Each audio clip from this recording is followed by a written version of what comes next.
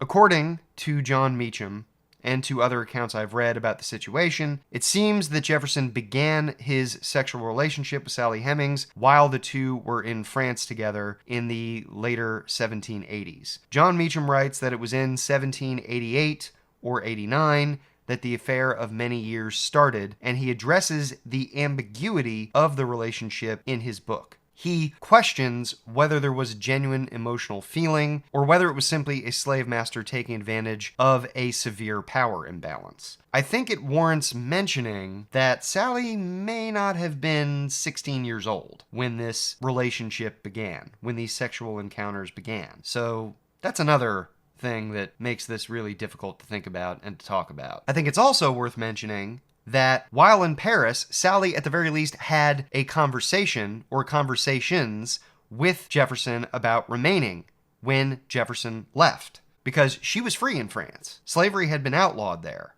And again, according to Meacham, and this is verified by at least one other source that I read, although I can't remember which one it was, Jefferson convinced her to return back to Virginia, at least in part by promising that any children he fathered would be free when they turned 21.